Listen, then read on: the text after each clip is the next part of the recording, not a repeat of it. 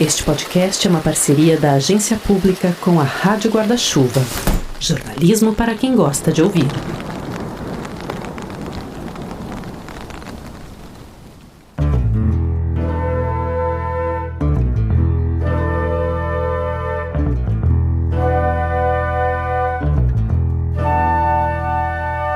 Olá, eu sou Andréa Dipp e começa agora um Pauta Pública muito especial. Nós estamos completando 1 ano de podcast, Thiago Domenici. O clichê é dizer que parece que foi ontem, Mas a gente inventou de criar esse podcast no meio de uma pandemia. E quanta coisa rolou de setembro do ano passado para cá. Por outro lado, a gente chegou na hora certa para convidar jornalistas para conversar sobre as matérias que ajudam a explicar o Brasil. O momento do Brasil é tão complicado que nesse período todo a gente teve entrevistas incríveis que de fato elucidaram muito dos temas difíceis que a gente tem enfrentado. E por isso, assim, para mim é um grande prazer fazer esse podcast. Podem ir parando com esse clima de formatura aí, viu? Ixi, que isso? O produtor resolveu invadir a mesa? Que isso? Eu tô invadindo aqui. o que tá acontecendo? O que tá acontecendo, gente? Tá acontecendo que esse aqui é o aniversário de 1 ano do Pauta Pública. Aliás, pra quem não me conhece, eu sou Ricardo Terto, tá? Já cheguei aqui nessa festa abrindo a geladeira. Abrindo a geladeira da Dipp, do Thiago. Nem conto pra vocês o que eu achei lá. Entendeu? Essa festa aqui é o seguinte, todo mundo é vacinado, tá? Então, quem não tá vacinado não entra nessa festa. Vai comer pizza na rua. Seguinte, então, a gente hoje tem umas surpresas interessantes aí. Então, Terto, conta aí pra gente o que é. Conta aí pra gente o que é a ideia do episódio de hoje. Olha, bom, ao longo desse 1 ano, né, esse longo ano que vocês comentaram aí, a gente trouxe vários nomes do jornalismo aqui, pessoas cheias de prêmios, né, todo um glamour, a gente conversou com só pessoas finas, elegantes, só que... Bem como vocês sabem, mais do que eu, o jornalismo tem um lado não muito glamuroso, né? Que ainda não foi abordado aqui. Sabemos bem.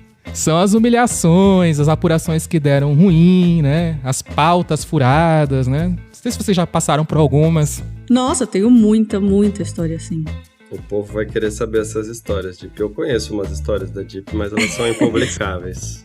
Também, né, Ti? Faz quantos anos que a gente trabalha junto? Uns 20? Eu acho que é mais já, mas sim, eu acho que é por aí. Bom, daqui a pouco, então, né? Vamos fazer um suspense, já que o Terto chegou pra causar nesse programa. Boa, Dipp. Boa, é isso aí. Vamos segurar a taxa de retenção do episódio lá, que eu tô sempre de olho. Mas olha só, o ouvinte que é twitteiro aí, que é esperto aí na rede social do Twitter, provavelmente já sabe de onde a gente tirou essa ideia, né, do episódio de hoje. A inspiração veio lá do post do perfil Nina Dairel, que mobilizou jornalistas do Brasil para contar as humilhações, situações bizarras, curiosas e inusitadas, ou tudo isso junto, que se meteram durante o trabalho. Inclusive, eu fui falar com a Nina e ela mandou um áudio pra gente contando como é que foi a experiência dela aí de fazer esse post, de ter viralizado, e também contou quais foram as histórias que ela mais curtiu dessa thread aí que ficou famosa. Também o link tá na descrição do episódio, caso você não tenha ainda tido a oportunidade de se divertir com esse post. Oi pessoal, eu sou a Marina Dairel, eu sou jornalista de carreiras e diversidade e inclusão. No último mês, depois de um dia de trabalho, de cansaço e perrengue nessa profissão, eu resolvi fazer uma thread lá no Twitter para contar algumas das humilhações e perrengues que eu já tinha passado sendo jornalista. E eu fiquei muito surpresa, porque eu achava que só alguns amigos fossem aparecer por ali contando algumas histórias, mas a thread ganhou uma proporção enorme e eu passei semanas lendo muitas e muitas histórias que apareceram. É claro que no meio disso tudo apareceram algumas coisas mais sérias, né, mais tristes, casos de violência, de assédio, coisas que definitivamente não podem acontecer, mas a grande maioria das histórias foram casos realmente de perrengues engraçados, que depois que passa você pensa, meu Deus, agora eu posso rir porque passou. E aí fica impossível pra mim escolher a melhor história, porque foram muitas coisas mesmo, mas eu tenho algumas na cabeça que me deixaram rindo muito aqui na minha casa. Uma delas é a de uma repórter que contou que enquanto ela estava trabalhando na redação, a empresa que ela trabalhava resolveu trocar o carpete. E, enfim, com as pessoas ali trabalhando, não mandaram ninguém para casa. E aí no outro dia ela amanheceu com sarna, ela pegou sarna dentro da empresa porque trocaram o carpete com ela lá dentro. É assim, incrível, né? A segunda história eu acho que é a que ficou mais famosa, porque todo mundo contou ela por aí, que é de um repórter que estava entrevistando a galinha pintadinha por e-mail. E ele estava aguardando as respostas da assessoria, ali acho que era bem perto do deadline dele. E aí o e-mail chegou, ele foi todo afoito para olhar o que era, e aí ao invés das respostas tinha um tanto de popopó. Então ele foi atrás da assessoria para falar, gente, e aí, né, cadê as respostas? Preciso das respostas. E aí a assessoria falou, olha, desculpa, é que a gente esqueceu de traduzir do popopó pro português. Incrível.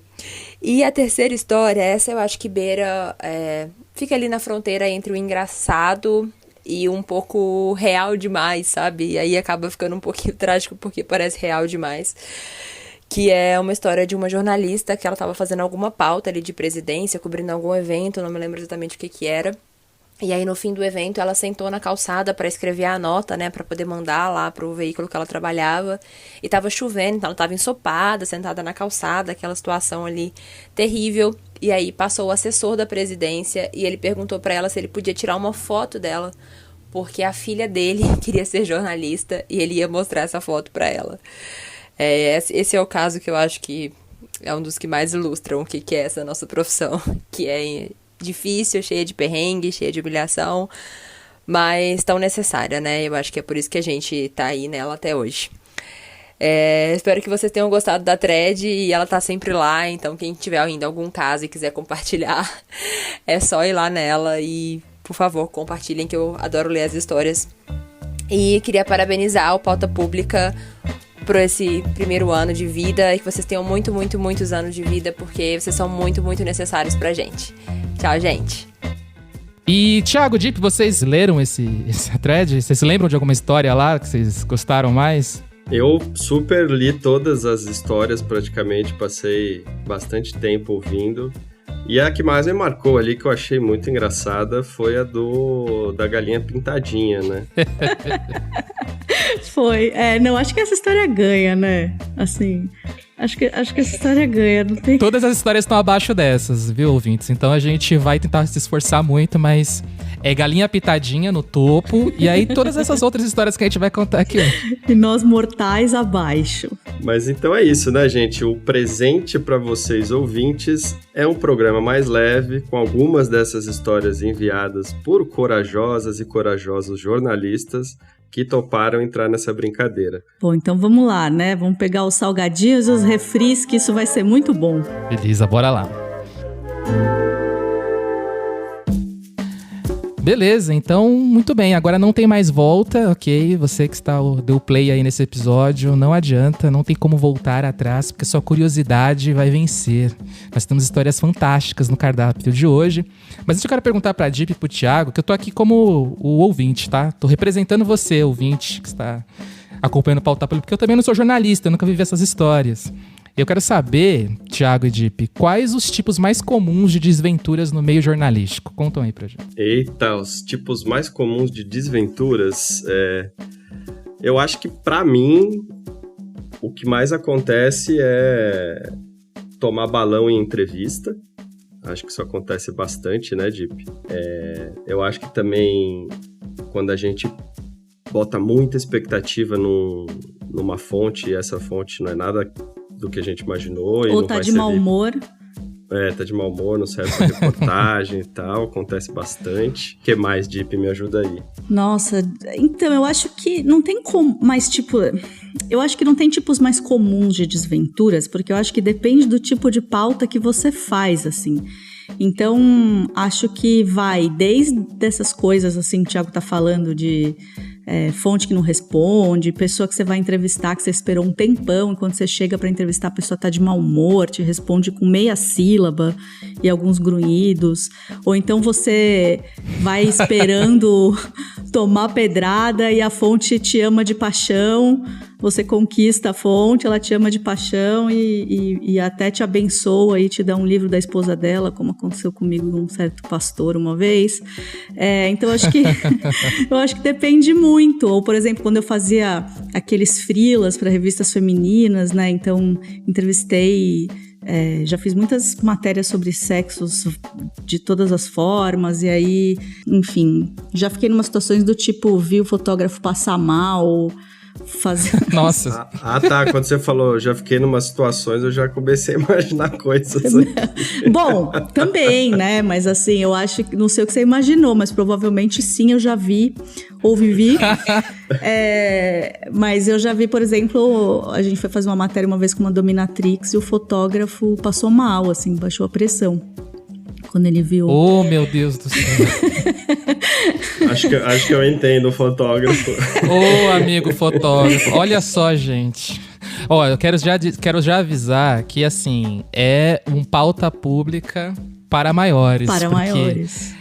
Essas histórias aí que a Jeep comentou por cima já são uma boa introdução do que a gente vai ouvir hoje. Porque a gente tem participantes muito especiais que abriram aí o seu coração, essas histórias legais pra gente. E assim, quem é jornalista aí já fica o alerta de gatilho. A gente vai ter caça-tubarão, a gente vai ter história com sexo explícito. Então assim, ouve com fone de ouvido mesmo, tá? De repente você tem crianças em casa e tal, porque teremos histórias escabrosas. A primeira, inclusive, ela foi enviada por um parceiro nosso da Rádio Guarda-Chuva, o Tomás Chiaverini. E quem ouve lá o Tomás Chiaverini na Rádio Escafandro, né, com sua voz imponente, né, nem imagina que o Tomás passou na sua vida de jornalista. Então vou tocar aqui pra vocês uma história que já faz muito consonância aí com esses relatos da Jeep. E aí, pauta publicers? Aqui é o Tomás Chiaverini, eu também tenho um podcast, a Rádio Escafandro. Eu tô aqui para contar uma história, não sei se vai ser publicável, não sei se vocês vão ter que censurar algumas partes, porque é uma história só para maiores. É que em 2008, faz tempo, hein? Em 2008 eu escrevi um livro sobre raves, que se chamou Festa Infinita. E uma das partes desse livro foi cobrir um festival que acontece numa praia deserta na Bahia, em Pratigi, que se chama Universo Paralelo. E eu fui para esse festival cobrir a montagem do festival. Então eu cheguei 15 dias antes e os caras montam uma verdadeira cidade numa praia deserta e tal. E aí fiquei ali um tempo com a equipe e tal. E aí no meio desse pessoal que tava montando ali, tinha alguns artistas que chegavam um pouco antes. E tinha um grupo que se chamava Fuck for Forest. Em bom português seria algo como transando pela floresta, um português comportado assim, né? E eles eram todos gringos, um norueguês, uma sueca e uma alemã, se não me engano. Eles eram um trisal ali, e o lance é o seguinte, eles chamavam pessoas para transar com eles, e aí o dinheiro era revertido para causas ambientais. Eles tinham um programa de reflorestamento aqui, enfim, tinham várias coisas que eles faziam ao redor do planeta para salvar a floresta. Confesso que essa ideia não é de todos jogar fora hoje em dia, viu, gente? Porque assim, saindo da pandemia e o desastre climático, se você unir as duas coisas, organizar, você tem aí uma solução, talvez, pro futuro do planeta. Mas vamos lá. Se organizar direitinho, né? E aí, eu obviamente fui entrevistar eles, tem um capítulo no livro sobre o projeto, não tinha como não entrevistá-los. E eles são uns caras legais, tal, eu fiquei amigo e tal. E aí, assim, as meninas ficavam com muito pouca roupa na festa, eles tinham quando a festa começou, né? Ficavam todos com muito pouca roupa, elas eram muito bonitas, ele também era um cara muito bonito, e eles tinham uma barraquinha assim, num lugar que tem uma feirinha assim, e aí eles tinham um álbum de fotos com os trabalhos deles, que eram basicamente eles transando em vários lugares diferentes. O lance era assim, eles chamavam pessoas pra transar com eles, mas tinham que ser pessoas que eles se sentissem atraídos, assim, né? Tinha que ser uma coisa que não é qualquer um que chega e, né?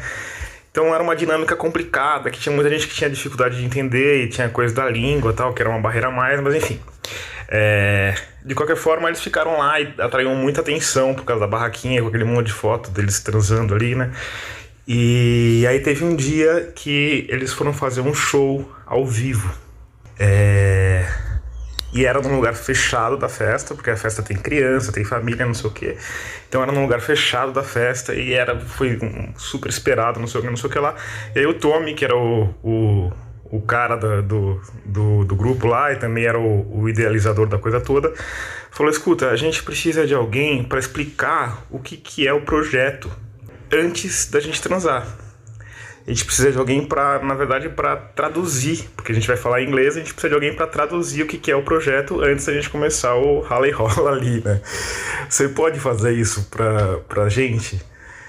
Aí eu falei, bom, na pior das hipóteses vai dar uma boa narrativa pro livro, né? Aí à noite, lá de madrugada, tal, teve primeiro um show de esses caras que se machucam, tal, com furadeira, com suspensão humana, não sei o quê. E aí depois teve o show deles. E aí tinha 2.000 pessoas, tava lotado, não sei o quê.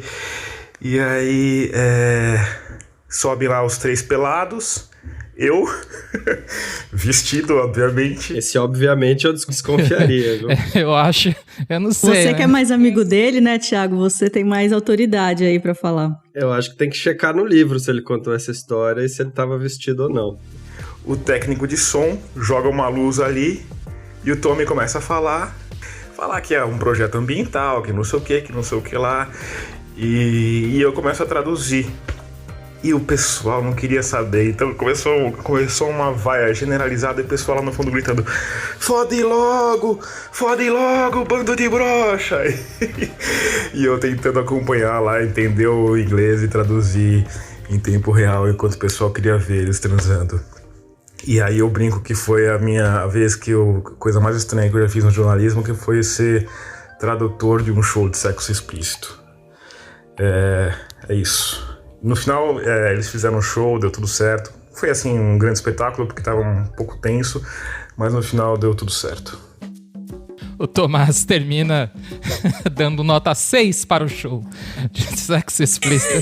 Deu tudo certo, mas eles estavam meio tensos. Não fizeram suas melhores performances. Eu aposto que se esse podcast rodar o suficiente nas regiões onde esse show aconteceu, é capaz de surgir um vídeo do evento. Nossa, sem dúvida. E eu fiquei também com uma curiosidade que é saber se o Tomás traduziu o show inteiro. Inclusive as interjeições, enfim, as falas ali mais espontâneas durante o show. Eu fiquei na dúvida também se ele fez essa tradução. Fica aí a pergunta pro nosso amigo Tomás.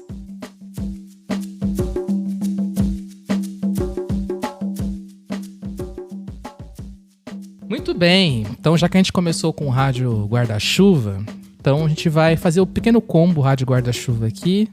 Eu vou dar o play aqui na história de outro parceiro da rádio, que é o Rodrigo Alves, que apresenta o Vida de Jornalista. E o Vida de Jornalista já tem, né? Conta muito bastidores. Não sei se ele trouxe histórias assim já no programa dele, mas ele vai contar uma história que ele viveu também. Bem interessante, vamos lá. Oi Andréia, oi Thiago, pessoal do Pauta Pública, parabéns pelo aniversário, que venham muitos outros. Eu, como fã do podcast, é uma honra participar da festa, ainda mais para contar derrota, né? Que a gente adora contar uma derrota. Eu lembro que na produção do Vida de Jornalista rolou uma sequência estilo Plantão Médico, quando eu estava produzindo a série Memórias, em 2019. É uma série sobre coberturas antigas, que aliás vai ter uma nova leva de episódios agora, no fim do ano. Mas em 2019, eu moro no Rio de Janeiro e eu viajei para São Paulo para gravar em uma semana 4 entrevistas para a série. A primeira já seria com o grande José Hamilton Ribeiro. A gente combinou a gravação sobre a cobertura da Guerra do Vietnã, mas quando eu cheguei em São Paulo, ele tinha ido para Minas. Já começou assim, com esse desencontro. Meses depois rolou essa gravação e o episódio tá lá, bonitinho, beleza. Mas o Plantão Médico começou na casa de outro grande jornalista, que é o Silvio Lancelotti. Era um episódio sobre a cobertura da Copa de 70, no México. O Silvio tem muitos gatos em casa e eu fui inventar de fazer carinho nos gatos. Depois cocei o olho e, cara, no meio da entrevista me deu uma reação alérgica horrorosa nos 2 olhos. Eu lembro que o Silvio falou, seu olho tá vermelho, né? Eu falei, pois é. E ele quis me dar uns colírios dele pra catarata. Eu falei, não, peraí, Silvio, deixa eu ir ali no banheiro. Aí fui lá, lavei com água e sabão e tal. Mas não adiantou nada, ou seja, eu terminei a entrevista daquele jeito mesmo. E da casa do Silvio, eu iria pra casa da Patrícia Campos Melo, só isso. Tive que ligar pra Patrícia, olha a situação. Falar, Patrícia, desculpa, eu não posso ir pra sua casa agora porque eu tive uma reação alérgica no olho. Muito lamentável, né? A minha sorte é que era uma terça-feira e a Patrícia aceitou que a gente remarcasse a entrevista para sexta. Eu ainda ia estar em São Paulo. E quando chegou na sexta, o meu olho já estava melhor. Não estava 100%, porque foi grave o negócio, mas já estava melhor. Só que quando eu cheguei na casa da Patrícia, ela estava tendo uma crise de dor na coluna. E eu ainda falei, Patrícia, tudo bem, vai se cuidar, depois a gente grava. Ela falou, não, vamos fazer. E a Patrícia me deu a entrevista inteira, quase 2 horas, deitada no sofá, porque era a única posição que ela não sentia dor. Era uma cena inusitada, né? Eu parecia o analista da Patrícia Campos Mello, ela deitada num divã ali, me contando todas as aventuras jornalísticas dela. No fim deu tudo certo e até hoje a gente ri dessa situação, mas aqueles dias foram bem dramáticos, né? Detalhe, a Helena Palmquist, que também tá na série, no episódio sobre a Irmã Dorothy, também teve uma crise de coluna, a gente precisou adiar a gravação. Resumindo, eu tô começando a produzir a nova leva agora, eu só peço uma coisa, que ninguém se machuque, só isso, já tá ótimo. Olha, gente, como é que tá a saúde de vocês? É a famosa zica, né? A famosa zica, assim, quando a matéria tá zicada, dá tudo errado. E aí, enfim, isso é uma coisa também, né, assim, mística sobre jornalismo. Tem matérias que são zicadas, é impressionante. Tem coisa que não dá certo. E eu vou dizer, hein, eu acho que crise de coluna em jornalista é uma coisa mais comum do que se imagina. Tá no contrato da... Tá no contrato de ser um profissional jornalista, ter crises na coluna. E como tem tudo a ver com o tema do nosso episódio de 1 ano, a gente vai aproveitar que o Rodrigo contou a sua história aqui e vai convidar vocês para ouvir o Vida de Jornalista, apresentado por ele, que é parceiro nosso aqui na Rede Guarda-Chuva. A gente indica uma série diária que o Vida está fazendo com bastidores de podcasts, é muito legal. Então, de segunda a domingo, um episódio por dia. E nessa temporada, podcasts da região Norte e Nordeste estão fazendo parte do Vida. Então tem na lista lá o Afluente, o Malamanhadas, o Deixa de Pantin, o Negrê e muitos outros. Vai lá, o Vida também traz sempre histórias muito interessantes. E por falar em histórias interessantes, né? Vamos voltar aqui para o nosso papo de furadas jornalísticas. E aí, pessoal, uma coisa que é interessante, que enquanto a gente estava produzindo esse podcast, a gente fez convite para vários jornalistas mandarem seus relatos, né? E um deles foi o Guilherme Amado, colunista do Metrópolis, que já foi nosso entrevistado aqui no Pauta Pública. E ele estava muito enrolado, porque o Gui dá um furo por dia, praticamente, na coluna dele. E aí eu pensei, né, e sugeri, falei, bom, a gente pode aproveitar a história que ele já tinha contado no episódio... Qual é o número do episódio? 14, né? A gente pode aproveitar a história que ele contou no episódio 14, que envolve nada mais, nada menos do que o presidente da República, e trazer novamente aqui para o nosso querido ouvinte. Então, solta aí a história do Gui com o Bolsonaro no aeroporto. Nesse período que eu estava morando fora, eu vim uma vez no Brasil para visitar a namorada, visitar a família, e aí eu fui pegar um voo do Rio para Brasília, nessas 2 semanas que eu estava aqui. E era um voo de terça-feira de manhã. Que voo de terça-feira de manhã, em todos os estados, é um voo que sempre, os voos vindo para Brasília, sempre é um voo que tem muito deputado e senador dos seus estados, porque é quando eles estão vindo para cá para trabalhar. E não deu outra. Quando eu cheguei no Santos Dumont, na fila, estava o Jair, o Otávio Leite, então deputado federal pelo PSDB, agora voltou, estava como suplente, o Glauber Braga, deputado federal pelo PSOL, tinha mais alguém que eu não tô lembrando, eram 4. E aí eu fui na fila cumprimentar o Glauber e o Otávio Leite, e aí dei de cara com o Jair viu, falando com algum deles, não me lembro com qual. Ele me reconheceu de rosto ali da câmera, né? Ele sabia que eu era um repórter, e eu tava de licença do jornal, e eu tava, nessa época da licença, eu tava meio dizendo todas as verdades que eu achava que o mundo tinha que ouvir, assim, tava realmente... muito, muito solto, digamos assim. Aí eu entabulei uma conversa com o Jair Bolsonaro e comecei a aconselhar ele. Aí eu falei, olha, muito possivelmente o senhor vai ser candidato a presidente da República, possivelmente o senhor vai ser eleito, o senhor vai ser presidente dos jornalistas também. Então para com essa coisa de ficar atacando jornalista, deputado. Para, não vai levar a lugar nenhum, o senhor vai ser presidente da gente também. Então assim, dá uns 10 passos atrás, essa coisa de ficar espalhando fake news também, não faz isso não, porque isso vai te desacreditar. Eu comecei a dar conselho pro Bolsonaro. E aí ele falou, não, mas eu não espalho fake news, não. Eu falei, não, espalhou essa. Eu citei umas 3, assim, que eu tinha lido de lá. Ele falou, não, mas isso é informação que tinha chegado errado, negando veementemente.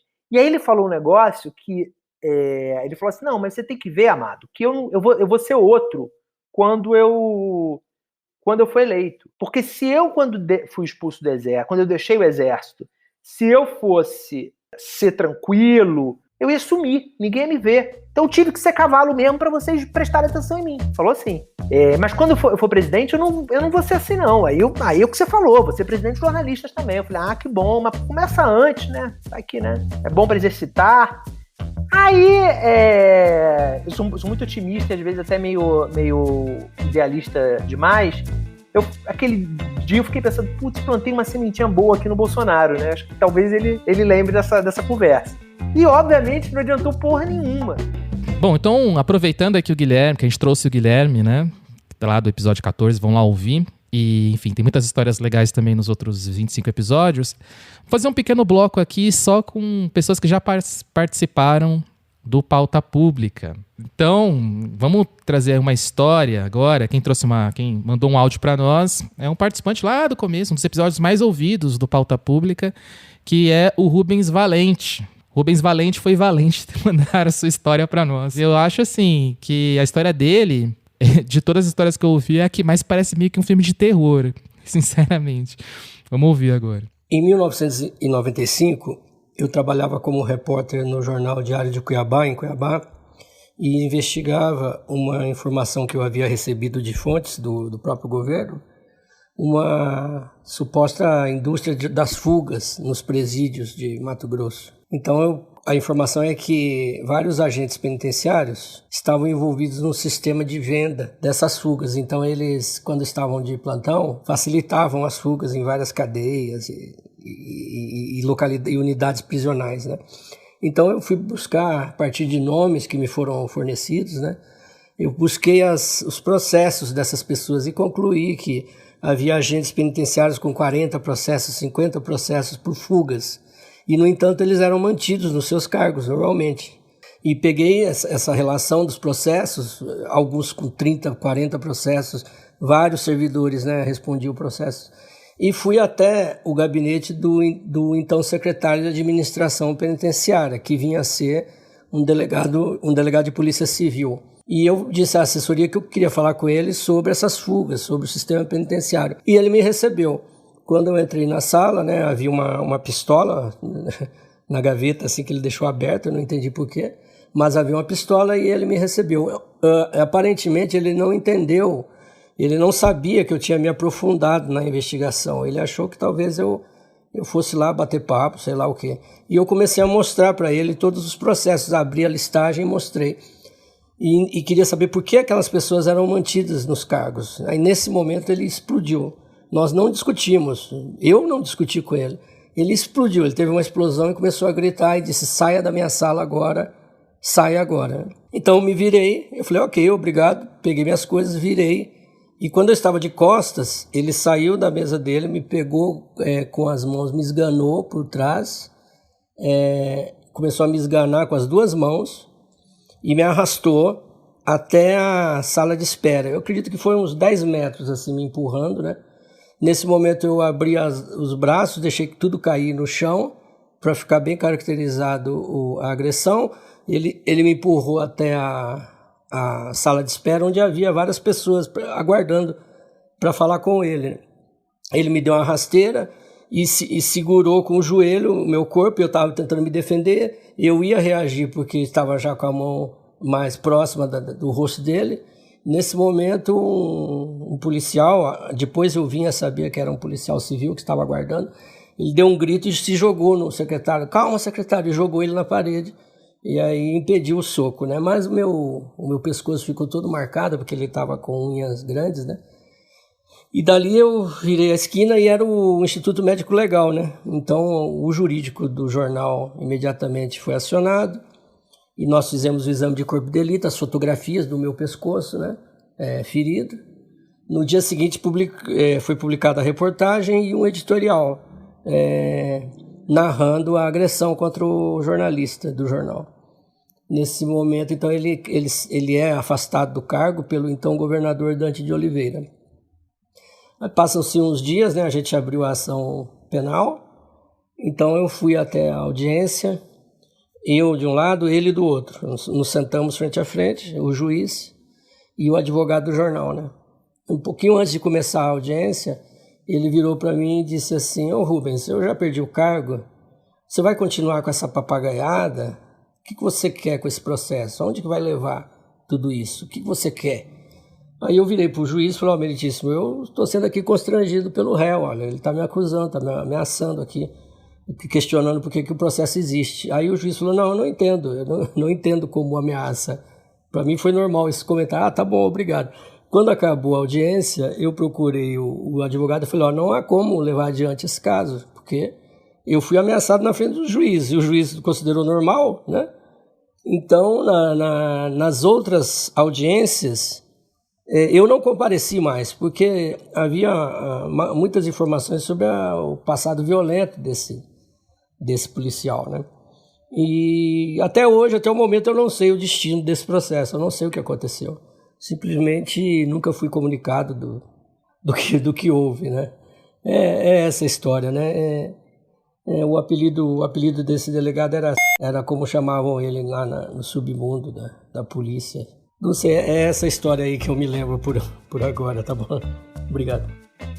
Censuramos, então, aqui o apelido do delegado, que pode ser, né, em 2021, que ele tenha, né, com esse temperamento, ele tenha qualquer cargo, né, hoje em dia. Ele atende aos perfis, né, de pessoas que estão em grandes cargos hoje em dia, na verdade, gente. Então a gente censurou para o bem do Rubens. Vamos censurar e fica a lição, né? Assim, jornalista, além de perrengue engraçado, também tem perrengue como esse, que é surreal, perigoso, surreal, né? Acontece muito no Brasil, violência contra jornalista, diga-se, registre-se neste podcast. Mas também fica uma lição assim, né? Nunca subestime Rubens Valente, como esse delegado fez. E assim, eu não sei se vocês perceberam que, assim, pra mim, tem o clímax dessa história é que o delegado estava quase a tomar uma bofetada do Rubens Valente. O delegado foi salvo pelo policial civil. Porque Rubens Valente, eu não ia virar, eu ia me defender, entendeu? Fechei a mão, a cara dele estava perto da minha mão. Não, e a capacidade dele, no momento de muita tensão, perceber que tinha que deixar as marcas visíveis da violência para poder fazer a denúncia depois, né? Ou seja, a gente pediu histórias, algumas divertidas, algumas inusitadas ou bizarras, e essa acho que cai na bizarra. E a próxima história, eu vou deixar ela mesma já apresentar se essa história é inusitada, divertida ou bizarra. É a Cecília Oliveira que esteve aqui com a gente no último episódio. No jornalismo tem umas situações assim que eu não sei se o adjetivo correto seria inusitado, divertido. Acho que a gente pode mesclar isso com bizarro mesmo. Para as eleições de 2018, eu resolvi entrevistar traficantes para poder saber o que eles esperavam aí das eleições no Rio de Janeiro, especialmente, né, porque era a época que a gente elegeu o Witzel, por exemplo, e ele estava lá com aquele discurso de vamos meter tiro na cabecinha e tal, e eu tinha recebido uma mensagem no WhatsApp de uma fonte minha, que na época tinha sido advogado de um grande traficante tempos atrás, e ele estava fazendo campanha para o Witzel. Eu falei, ué, você quer o quê? Perder os clientes, né? Porque você vai matar seus clientes, é isso aí que você quer? Aí eu fiquei intrigada, falei, bom, isso vai virar uma pauta. E fui entrevistar um cara que tem um cargo de liderança no Comando Vermelho. O nosso acordo era que eu ia chegar lá para almoçar, né? Vamos encontrar na hora do almoço. E aí a gente almoça, conversa. A gente almoçou, a gente comeu a sobremesa. Ele me levou para um lugar onde ele fazia outros tipos de trabalho também e começou a me contar coisas assim do Arco da Velha mesmo, assim, histórias muito antigas do comando, e foi um papo mesmo, e a gente batendo papo, eu falei, pois é, como é que você acha que a gente chegou nessa situação assim de por exemplo, essa meninada, parece que as pessoas mais novas têm um pensamento muito diferente do seu, né? Que ele tinha aquele pensamento, assim, de respeito com os mais velhos e tal, e ele começou a me contar uns casos, assim, super antigos, que na época dele as pessoas... porque ele é uma liderança mais velha, ou seja, inclusive uma raridade. E aí ele falando que na época dele, as pessoas não podiam ver as tias chegando do trabalho, e que corria para poder ajudar quando elas desciam do ônibus, já carregava a bolsa, levava em casa, que esse negócio acabou, que o mundo está perdido, as pessoas não respeitam os mais velhos, e eu... Aham. E aí, rendeu. Eu fiquei lá, tipo, 10 horas. Eu cheguei em casa, assim, já perto de meia-noite, pra lá de meia-noite. E ele deu essa entrevista falando o que ele esperava e como que ele já tinha recebido políticos ali que pediam voto, que prometiam construir quadras nos bairros depois que ganhasse, se eles fizessem campanha para eles e orientassem voto, essas coisas. Então, assim, foi bem interessante passar esse tempo todo ali. Era um dia chuvoso, frio, e eu tive que esperar o pessoal fechar o balanço do dia, né? Fechar o caixa da boca para ele poder gravar. Esperei bastante, foi tenso. Foi tenso. É isso, foi uma mistura de inusitado, divertido, bizarro. E quero dar um parabéns aqui, porque estou acompanhando e o Pauta Pública acabou de debutar aí, ó, fez 1 ano. Vida longa ao Pauta Pública. Sensacional. Valeu, Cecília, querida. Ó, eu só quero chamar a atenção para uma coisa, sobre essa história se relacionando com a história do Rubens. O Rubens foi falar com o secretário, um delegado, e ele tomou uma bofetada. Cecília foi falar com o traficante. É a história que tá sendo contada, hein? E ela comeu bolo, café e ouviu histórias. Por enquanto. Mas assim, olha a diferença de tratamento. Eu queria saber, inclusive, o que foi que ela almoçou, né? Fiquei curioso pra saber qual que foi o menu aí dessa conversa com... Deve ter sido marcante, deve ter sido algo muito bom. Legal, obrigado aí, Cecília, pela história. Bom, beleza, então vamos fazer o seguinte... A gente, então, contou agora histórias de pessoas que participaram, mas tá faltando as histórias das pessoas que fazem parte da pública. Quero saber, Thiago Domenici, falou que o Tomás tinha muitas histórias, que o Rubens tinha muitas histórias, mas você tá escondendo o jogo ou não, hein? 20 anos de profissão, a gente passa por vários perrengues. Algumas são impublicáveis, outras a gente consegue contar omitindo nomes. E é o que eu vou fazer aqui. Era acho que 2007, 2006, também tem bastante tempo. A gente foi fazer uma entrevista. A Dip, inclusive, estava comigo nessa primeira parte da entrevista.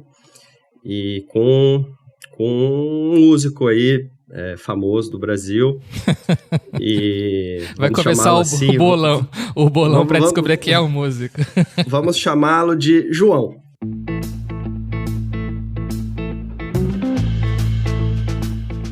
Ele não chama João, pessoal. É um nome fictício, tá certo? E a gente foi entrevistar o João. E aí, a primeira parte da entrevista foi super boa, né? Contou lá as histórias. A gente voltou para a redação depois de um tempo, né? Fez lá a transcrição da entrevista. Só que o nosso editor, na época, achou que faltava ainda mais informações ali para a entrevista ficar bacana para a gente publicar. E aí eu fui designado para voltar lá sozinho, no outro dia, e fazer essa segunda parte da entrevista. Combinei com o João de fazer esse retorno. Quando eu cheguei na casa dele, no dia combinado, o João já estava um pouco diferente, né, dessa primeira visita, né? Primeiro que eu cheguei e ele demorou um pouco para me atender, mas aí quando ele me atendeu, ele chegou tomando era cedo, viu, gente? Não era de noite, era provavelmente meio da tarde, assim, devia ser umas 3, 4 horas da tarde. Ele chegou tomando um uiscão, né?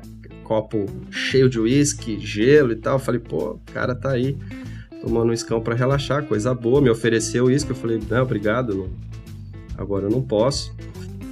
E aí ele falou assim, vamos começar então essa segunda parte da entrevista, mas me dá só um minutinho. E aí eu sentei no sofá, tinha uma mesa de madeira entre eu e ele do outro lado.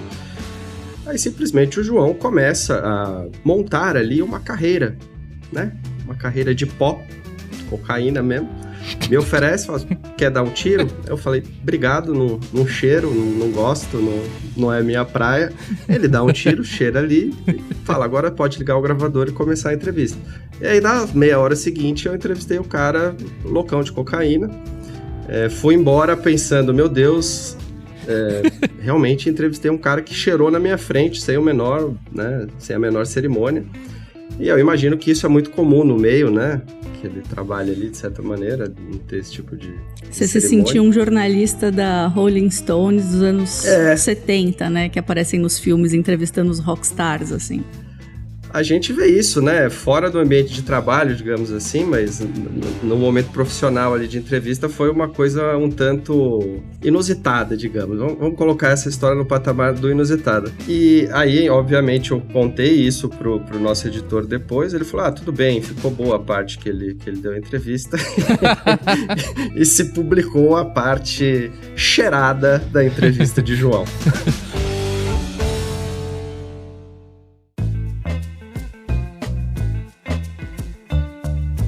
Eu achei que ele ia aparecer... Quando você falou que ele apareceu meio diferente, eu achei que ele ia aparecer meio que com os olhos vermelhos, mas não por causa de uma alergia, como o Rodrigo, né? Mas foi para outro caminho, foi para além.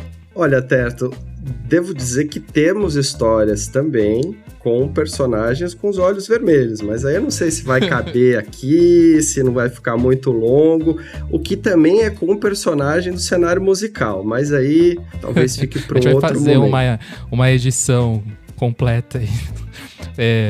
Pauta pública, proibidão. Proibidão, pauta pública. Proibidão, pauta pública. Por falar em proibidão, Dip... Você já tá esperando que eu só tenho histórias proibidonas, né? Assim, ouvi dizer. Eu tenho algumas histórias proibidonas, mas eu tenho duas experiências, assim, que foram muito, muito curiosas, que eu vou contar que não são proibidonas. Uma delas foi quando eu fui com a Natália Viana. Oi, Natália Viana, se você estiver nos escutando. Quando ainda nós trabalhávamos para Caros Amigos, eu ainda era estagiária e a Natália também, se não me engano. E ela foi como repórter e eu fui como fotógrafa dela, veja só. A gente foi pro Fórum das Águas, porque ela queria entrevistar alguém, que agora eu não me lembro quem. E a gente sentou para fazer uma homenagem para a Lua, junto com o pessoal do Calendário Maia. Eu acho que esse pessoal do Calendário Maia só conhece quem tem mais de 30 anos, senão você provavelmente não conhece, porque, se não me engano, para eles o mundo ia acabar em 2011 ou 2012, enfim. 2012. 2012, então você precisa ser um pouco velho para entender. Inclusive, a gente fez, nessa viagem, eu e a Natália, eles fizeram pra gente nossos signos do calendário Maia. E agora eu não me lembro o meu. Enfim, fui com a Natália e aí a ideia era que a gente acampasse, né? Porque a gente não tinha dinheiro, a gente era estagiária, não tinha verba de produção para matéria, então a gente deveria acampar. A gente chegou à noite, ficamos ali com o pessoal do calendário Maia, que estava fazendo ali sua homenagem para a Lua. No fim, a gente esqueceu de montar a barraca. Quando a gente foi montar, já era de madrugada. A gente já não estava mais, enfim, muito em condições de montar nada. E a gente montou nossa barraca no escuro, na ladeira. E aí, deu 7 da manhã, a gente acordou com uma cachoeira dentro da barraca, porque a gente montou a barraca errado, na ladeira, e começou a cair uma tempestade. E aí, levou... Gente, era tanta água que levou o travesseiro. Assim, a gente acordou no meio de um rio. E aí molhou tudo que a gente tinha, molhou nossas roupas. A gente passou o resto do dia, enfim, encharcadas. Mas, enfim, a Natália conseguiu a entrevista que ela queria. Mas é isso, assim, tem essa história, que é a do Fórum das Águas. E tem também uma outra história, que foi quando eu fui para Bolívia, para fazer uma matéria na prisão de Palma Sola, em Santa Cruz de la Sierra. Essa história já começa bizarra, porque, assim, foi uma repórter que sugeriu essa pauta, uma freela para a Pública, era o começo da Pública, era 2012. E aí, chegou na hora dela ir para a viagem, ela ficou com medo de ir, porque, enfim, Palma Sola é uma prisão, cidade, enfim, é meio complicada a situação ali. Ela ficou com medo e daí, acho que foi a Natália de novo, que falou, por que você não vai, Dip, no lugar dela? e faz essa matéria. Já tá tudo ajeitado, já tem todos os contatos. E eu falei, claro, que ótima ideia. Vamos lá para Bolívia fazer uma matéria em uma prisão-cidade em que a polícia não entra e que moram 5.000 pessoas. Enfim, eu vou resumir porque tem muita coisa nessa história, mas o divertido e surreal dessa história foi que eu fiquei numa pensão. Ao invés de eu ficar num hotel, assim, uma pousada, qualquer coisa do tipo, eu fiquei numa pensão que era de uma pessoa que eu queria entrevistar na matéria, para eu ver se eu conseguiria falar com ela. Nessa pensão, eu não falava muito bem espanhol para melhorar a situação, eu cheguei e me colocaram num quarto. Esse aqui pode ser o seu quarto. Me colocaram num quarto que tinha como se fosse um jardim de inverno aberto. Então, quer dizer, para jardim de inverno, vocês imaginem o seguinte, um vidro que dá para um mini pátio dentro do quarto, que é aberto, com o teto aberto. Ok. E tava lotado de pomba dentro do quarto, neste jardim de inverno. Eu vi aquilo, eu sentei na cama e falei, e agora? O que eu vou fazer? Não dá, como que eu vou ficar nesse quarto? Não tenho a menor condição de eu dormir com essas pombas. Além de insalubre, você tava com medo das pombas, não? Olha, era muito esquisito, porque não tinha teto.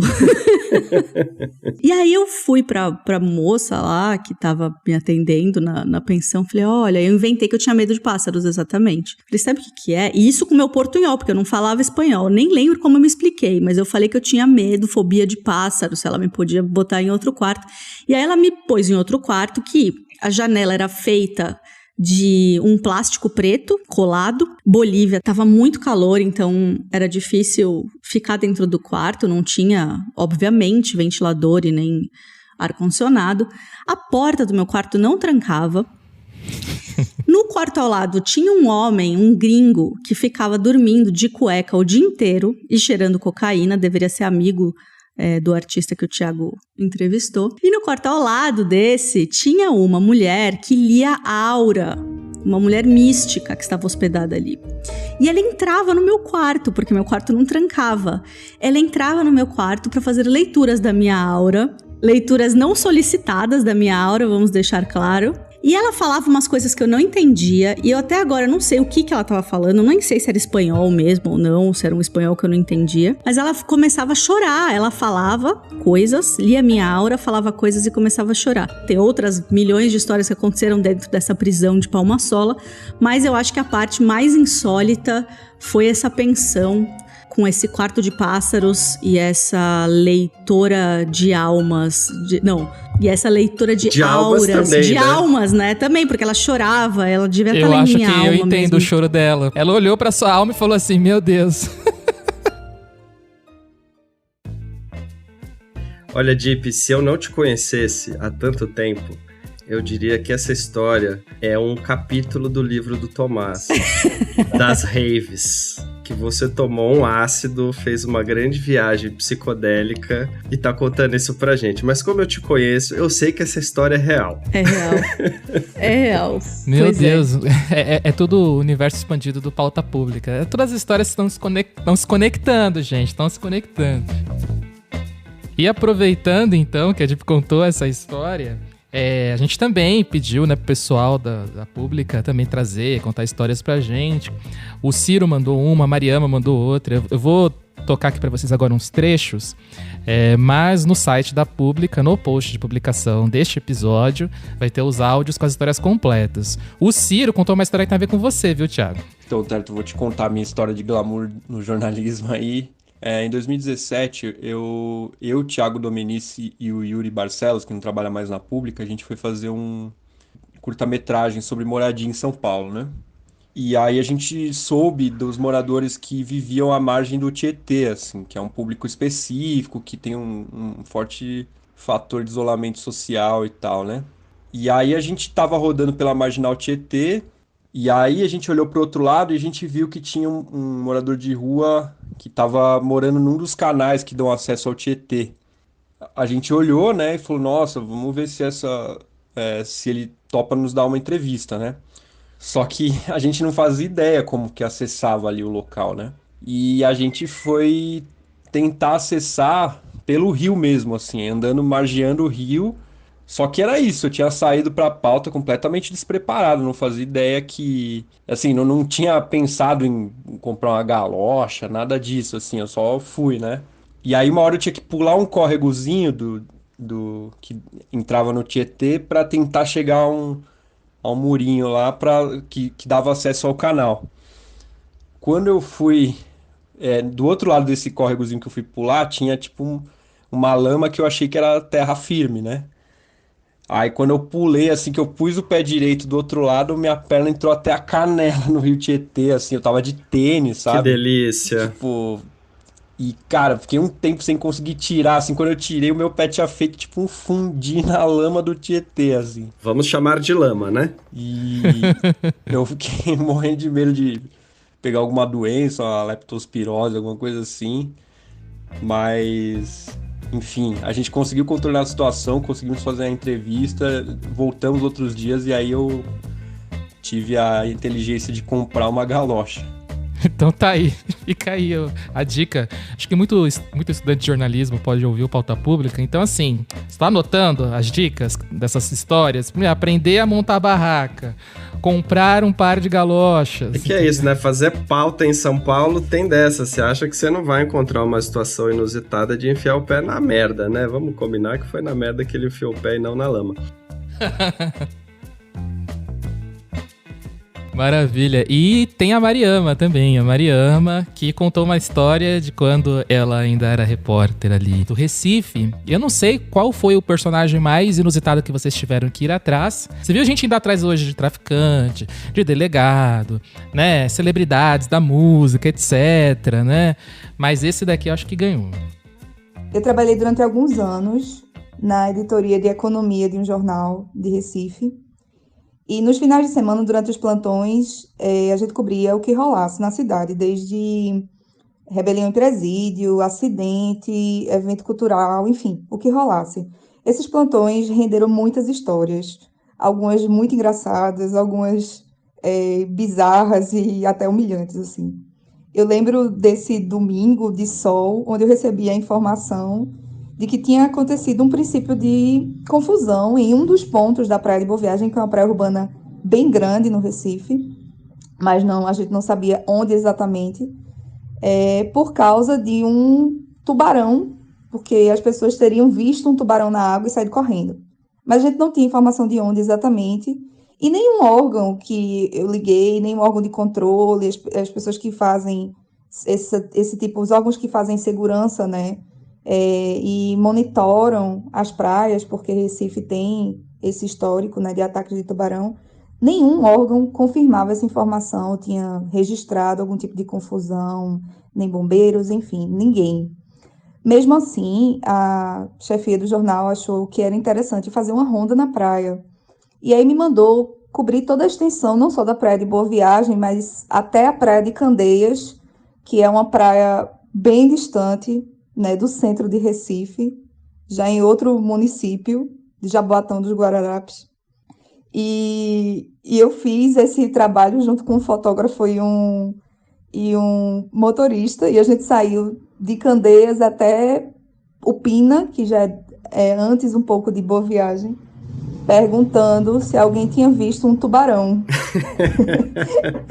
Isso no Recife, assim, é no mínimo bizarro e humilhante. Então, gente... Caça ao tubarão. E spoiler, né? Não achou. E acho que esse plantão tava bem tranquilo, deve ter sido antes do governo Bolsonaro. Mas, já que abrimos aí essa porta das pessoas que trabalharam ou trabalham na pública, temos aí uma pessoa que entrou através do programa de microbolsas da Pública. Se vocês quiserem falar rapidinho para os ouvintes o que é o microbolsas, porque o nosso próximo convidado cita isso. O que é o microbolsas da Pública? Então, o programa de microbolsas é um edital público que a gente lança de tempos em tempos, sempre em parceria com alguma organização da sociedade civil, uma fundação, uma ONG, para fomentar temáticas que em geral não costumam aparecer em reportagens da grande imprensa. Então, é um edital em que os repórteres propõem pautas, a gente seleciona e depois essas pautas são executadas com uma bolsa para cada repórter selecionado. E o próximo convidado que vai contar a sua história ele foi selecionado na microbolsa que a gente chamou de microbolsa maconha. É o Matias Max. Salve, salve galera da agência pública, aqui é o Matias Max. Então, numa manhã aí de 2017 eu acordo com umas 50 notificações nas redes sociais e era todo mundo me marcando no post de lançamento da microbolsa da agência pública sobre maconha, a qual eu já estava então intimado a ganhar. Aí eu lembrei que eu conheci um cara que já tinha ido do Paraguai participar de uma colheita lá de maconha e tal, e propus essa matéria, fui contemplado, e aí liguei pro cara, né, pra ele fazer essa ponte, e ele falou, porra, eu tenho que ir junto, beleza, e a gente tem que ir amanhã, porque a colheita já tá rolando. Aí fui lá eu comprar passagem em cima da hora, paguei caro pra caralho, e nisso já foi metade da verba, né, cara. E ele também me avisou que eu não poderia levar a câmera profissional pra não chamar atenção, que teria que fazer fotos de celular. E meu celular era uma merda na época, e aí fui lá no Shopping China, lá no Paraguai já, e comprei um iPhone top de linha da época, que era o iPhone 7, no que foi quase o resto da verba, né? Ficou sobrando R$1.000 da verba só. E beleza, fui lá, fiquei no esconderijo dos caras, depois fui para as plantações, e enfim, toda a história que tá na matéria aí, na agência pública, a galera pode ler. E o chefão largou a gente lá num lugar super remoto, né? E combinou de buscar a gente uns dias depois, 10 dias depois, numa sexta-feira. E a gente tinha o voo de volta pro Brasil numa segunda. Aí chegou a sexta-feira, nada do cara, sábado, nada do cara, domingo, nada do cara. E a comunicação lá era uma merda, né? Não tinha sinal de internet, não tinha sinal de celular. A internet a gente tinha acesso a 1 hora por dia, num esquema super gambiarra lá. Até que o cara apareceu, deu tudo certo, só que a gente perdeu o voo, né? E aí, para remarcar o voo, custou R$1.000. Ou seja, acabei não ganhando nada para essa matéria fantástica, mas ganhei muita coisa. Ganhei reconhecimento, ganhei convite para dar palestra no México, no Uruguai, em São Paulo. Ganhei até hoje sorrisos e tapinhas de maconheiros por todo o Brasil. E ganhei até uma namorada. Mas isso já é outra história. Ô, louco, mas ele não vai contar a melhor parte. É uma ótima estreia, né, na pública, né? Eu acho que o Matias é um cara cheio de boas histórias. Essa daí provavelmente é uma das que ele contou, assim, sem expor tantos detalhes. Aposto que tem detalhes mais sórdidos aí nesse processo todo.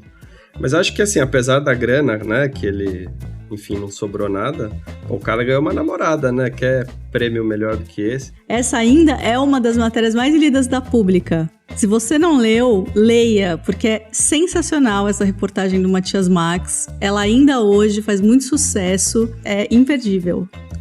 O título da reportagem é Como Nasce o Prensado. Já que a gente tá chegando aqui nos finalmente das nossas histórias, a gente também convidou pessoas que são conhecidas aí, né? Jornalismo, no mundo daí da comunicação e tudo mais. Pessoas que têm boas histórias, né? Uma é uma colega, uma amiga da Jeep, também tem uma coluna, né, no UOL. Aliás, Jeep, é uma oportunidade aí de você chamar as pessoas, convidar as pessoas para ver suas colunas lá. Leiam minhas colunas no Universo, pessoal. Tá bom assim? Tá ótimo. E tem a colega da Jeep também escreve lá, que é a Marie. E a Marie também deu um depoimento, né, Jeep? Sim, a Marie de Clercq. E aí, eu não sei, Marie, se eu falei seu nome certo, porque é francês. É muito fino o seu nome. Mas a Marie, ela trabalhava na Vice, né? E aí ela foi agora, faz algum tempo, na verdade, já pro UOL. E ela continua fazendo matérias sensacionais. E aí eu pedi para ela, por favor, contar algumas dessas histórias. E ela mandou, na verdade, um textinho. Ela não quis mandar áudio. Então eu vou ler, assim, os melhores momentos, né, desse relato aí da Marie. Então a Marie, ela é repórter do TAB, UOL. E aí ela diz assim, que a vantagem de escrever sobre assuntos não muito tradicionais, ela está sendo bastante modesta nesse não muito tradicionais, é que você acaba normalizando algumas situações porque sempre acha que dá para ficar mais surreal, vejam. E aí ela diz assim, que tirando os vários episódios lamentáveis de ameaças reais de morte que ela recebeu, né, por causa de reportagens sobre grupos misóginos e organizações neonazistas, ela passou por outros perrengues mais tranquilos, como, por exemplo, cobrindo muitos bastidores da pornografia. Alô, Tomás, recebendo ameaças de um ex-diretor de uma produtora grande pelo WhatsApp. Aí ela diz assim, ele ficou insatisfeito com o resultado 1 ano depois da publicação. Então ela recebeu desde ameaças de um ex-diretor de uma produtora grande pornô até um convite casual para participar de um filme customizado de coprofilia. E aí a Marie abre um parênteses aqui e diz assim, se você não sabe o que significa, não procure. Não bote no Google este termo. Fazendo a reportagem sobre uma festa em 2017, lembro de testemunhar uma briga dentro do camarim do artista, que só não escalou muito porque um dos seguranças levantou a camisa e mostrou uma .40 casualmente encaixada entre suas calças jeans diesel e sua barriga protuberante. Me lembro de arregalar os olhos na hora, mas eu estava tão cansada, já eram 6 da manhã e o show principal nem estava perto de começar, que eu não tive forças para me abalar o suficiente. Isso é só, assim, uma pontinha, assim, das maravilhosas histórias da Marie. Ela termina o relato dela dizendo assim, ser repórter é uma coisa, assim, meio ingrata, mas pelo menos rende histórias engraçadas pra gente contar pros nossos amigos. Isso é uma máxima, rende boas histórias pra contar na mesa do boteco, isso é verdade. Mas, ô Dip, sabe o que eu tô pensando aqui? Eu vou transgredir esse programa, porque é o seguinte, o produtor invadiu o programa, né? E tá aqui fazendo várias perguntas, expondo todo mundo e tal, só porque ele não é jornalista. Mas ele é escritor, ele lida com palavras, ele é produtor de podcast e eu aposto que ele tem alguma história pra contar. O bom... Olha lá, gaguejou, é porque tem. Eu tenho muitas boas histórias e também o poder de editar o programa. Então... Não, senhor. Sem fascismo neste programa. Agora eu vou colocar no lugar da minha história uma musiquinha muito agradável e divertida.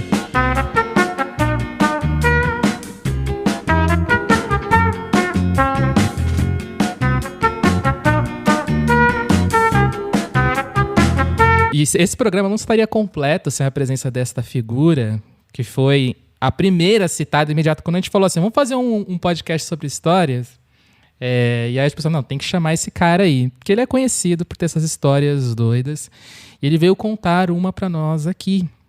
Quem é esse cara? É o Chico Felitti. O Chico Felitti, que é já uma lenda aí dos podcasts brasileiros, trazendo histórias muito loucas aí. Vou tocar aqui agora. Bom, vamos lá. Meu nome é Chico Felitti, eu sou jornalista e eu sou colecionador de furadas de reportagem e veio contar uma hoje que é particularmente humilhante, por isso deliciosa.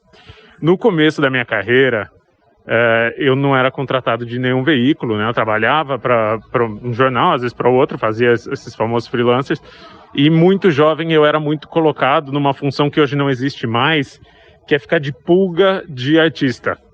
Ou seja, vem um artista para o Brasil, eles colocam um repórter para ficar de plantão na porta do hotel dessa pessoa por 12, 15, 18 horas. Eu fui pulga da Madonna quando ela veio para o Brasil, naquele hotel na frente da TV Globo, ali no Morumbi, que parece a fortaleza do He-Man. Eu fui pulga de muita gente, fui pulga da Lady Gaga, fui pulga sempre que vinha alguém, eu no começo da carreira era mandado para ser pulga, e é o trabalho mais chato que existe, mais de corno que existe, porque nunca acontece nada. Nunca acontece da Mariah Carey sair do hotel que ela fica, que é o Renaissance, ali nos Jardins, e dar um alô, dar uma entrevista. Não, nunca acontece nada, mas era um investimento que ainda assim eles insistiam em fazer, os grandes veículos. Fiz para Folha, fiz para Estadão, fiz para um monte de lugar. Daí, uns 10, 15 anos atrás, eu não quero nem dar um Google para saber quando foi, para não me sentir velho, o Estadão me colocou para ser pulga da Norah Jones, a cantora de jazz, que tinha vindo para São Paulo para fazer um show no Parque do Ipiranga. E ela ficou no Hotel Fazano, que é ali também numa ruazinha super isolada, nos Jardins, é um hotel chique, um lugar silencioso, um lugar... E eu passei o dia inteiro lá, e nada aconteceu. e nada da Norah Jones e nada de ninguém. E eu, muito jovem, muito na sanha, muito sangue nos olhos, achava que eu podia dar meu furo de reportagem, achava que eu podia falar com ela, e consegui convencer uma velhinha inglesa que estava hospedada no Fazano a me levar para dentro. E eu entrei de braços dados com uma senhorinha, Jenny, lembro até hoje, Jenny, no Hotel Fazano, que é um dos hotéis mais caros do Brasil. E ela me levou para o restaurante. E por sorte, no restaurante, estavam Norah Jones e o empresário dela comendo. E aquilo, assim, meu coração virou a bateria da Grande Rio, assim. E eu achei que fosse ser o meu grande momento, eu achei que era alegria pura, assim. E eu cheguei até a mesa deles e falei em inglês: com licença, eu queria muito conversar com a senhora Jones antes do show dela, eu sou de um jornal brasileiro, seria uma grande honra. E o olhar que a Norah Jones e o empresário dela me lançaram em troca, o olhar eu nunca vou esquecer, assim, eu nunca me senti tão... Era um asco, era um nojo, e ele falou, antes de pedir que me retirassem, o empresário dela falou: eu nunca vi uma coisa tão pouco profissional na minha vida. E eu achando que eu tava sendo a Daniela Arbeck, sabe? Eu achando que eu tava sendo o Caco Barcelos, E daí eu fui literalmente retirado por 2 seguranças, como se eu fosse um vaso da dinastia Ming, de 1,88 m, por 2 seguranças do Fazano, que me colocaram na rua, e foi um dia de pura humilhação, assim. Hoje eu dou muita risada, mas na época foi uma humilhação sem par, assim, e tudo bem, assim, faz parte da carreira. Eu acho que é uma carreira de 90% humilhação para 9% cansaço e 1% glória. Muito boa definição. É um ótimo dado estatístico esse para definir o jornalismo. E acontece, né? O cara vai buscar o furo e é humilhado, né? Mas nesse nível, realmente... Faz muito parte isso da profissão. Gente, essa estatística do Chico a gente checou e é real, não é fake news, tá? É verdade. Aí tem as humilhações, mas tem as surpresas boas também, né, Dip? A gente teve uma entrevista que a gente fez com o Seu Jorge, né, Dip? Que no fim da entrevista, um dos entrevistadores, que é o Diogo, que trabalhou com a gente também lá em Caros Amigos, era aniversário dele naquele dia. E aí no final da entrevista, o Seu Jorge falou: é seu aniversário? Daí o Diogo: meu aniversário e tal. A gente tava ali meio que pré-combinando onde a gente ia. Aí o Seu Jorge pediu para esperar um pouquinho, e depois de uns 15 minutos ele voltou com um belíssimo bolo de chocolate, com velhinhas, né, pra gente cortar o bolo, e ainda cantou Parabéns para Você no violão. Então foi uma situação inesquecível e prazerosa, né? Então tem as humilhações, mas tem também as glórias, né? Tem outro momento também que eu lembrei agora, a gente vai lembrando com essas histórias, né? Eu lembrei de um outro momento que é quando você até poderia ter um momento de glória, mas você desconfia quando a esmola é muita. Nessas entrevistas que a gente fazia para Caros Amigos, a gente sempre ia num bando de pessoas, né? Isso, inclusive, dificultava muito a logística da coisa, obviamente. E as entrevistas eram gravadas em fita e depois transcritas por nós, estagiários.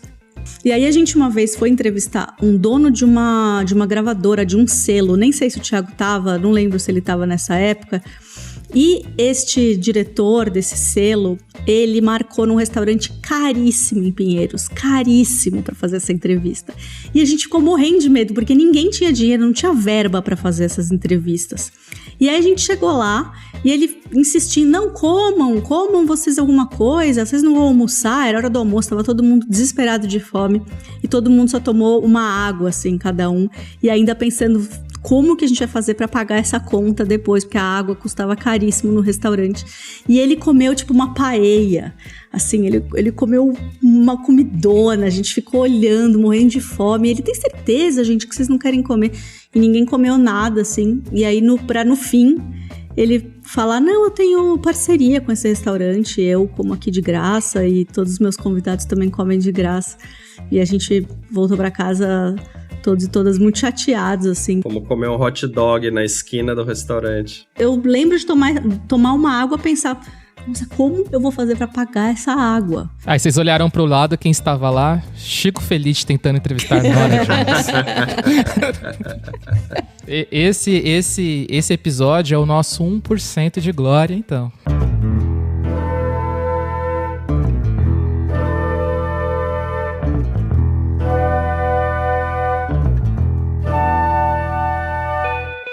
Bom, depois dessa, realmente a gente só pode fazer o quê? Agradecer, né? Todo mundo que acompanha o Pauta Pública nesse primeiro ano. E como programa especial, dessa vez a gente não vai ter a Boa do Povo, pessoal. Opa, peraí. Quem disse? Quem disse isso? Ué, vai ter Boa do Povo? Eu não preparei nada, não. Eu também não preparei nada. Mas eu tenho uma Boa do Povo. Eu tenho um presente pra audiência. Olha só, que vocês, Dip e Thiago, só vão ouvir quando eu estiver no ar.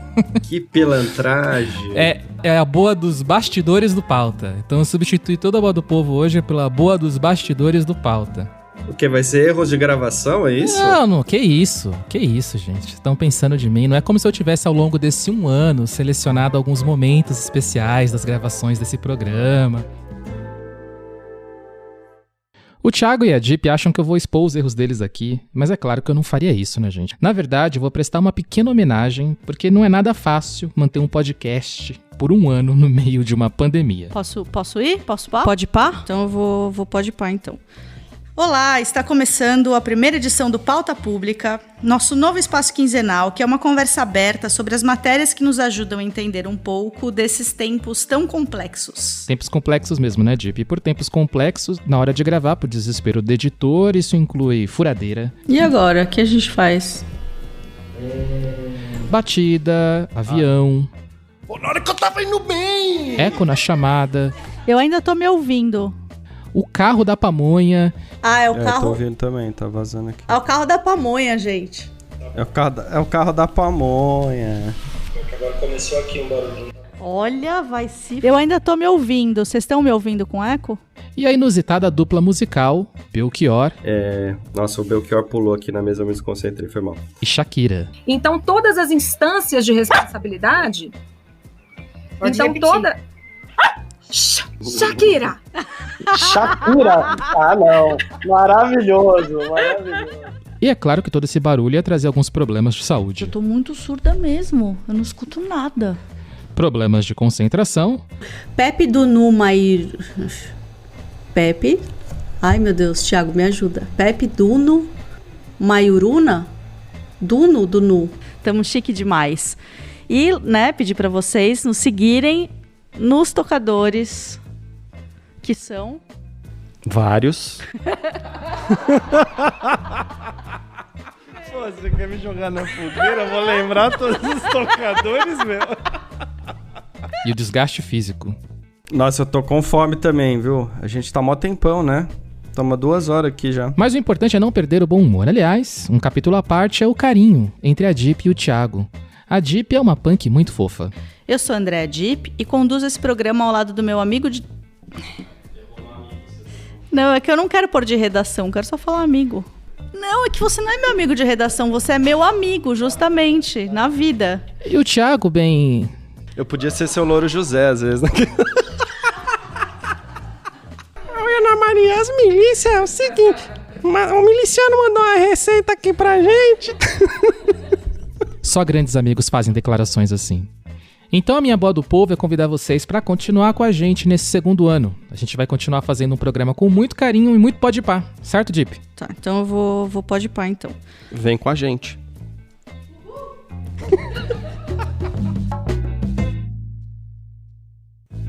Bom, gente, como vocês perceberam, pode ter sido a minha primeira e última aparição na mesa do Pauta Pública.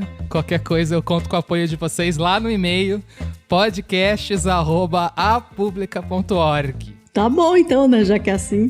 Já deixo minha nota de desagravo aqui, minha nota de repúdio de antemão. Bom, vamos ver isso aí então, né? Mas uma coisa é certa, a gente realmente adora quando vocês mandam recadinhos pra nós. Seja no podcasts@apublica.org, seja nas nossas redes, no inbox da Pública. Não existe o conceito de parabéns atrasado pra nós aqui, tá? É só chegar.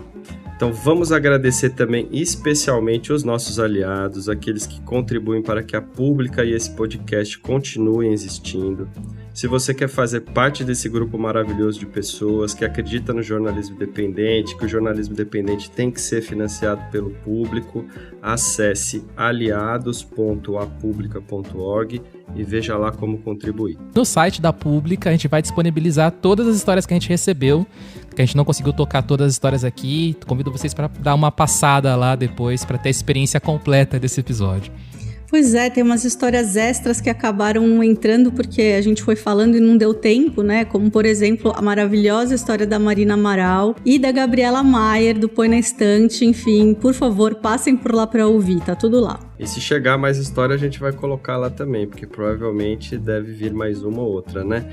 Bom, é isso. Em 15 dias a gente volta no nosso formato normal. A gente espera que vocês tenham curtido, se divertido, se distraído um pouco com essas desgraças cotidianas desse país. Então assine lá nosso podcast no seu tocador favorito, é bem importante pra gente. Não perde nenhum episódio, manda aí seu recado. Diz se você gostou desse formato aqui improvisado que a gente fez. E é isso, um abraço e até mais. Até.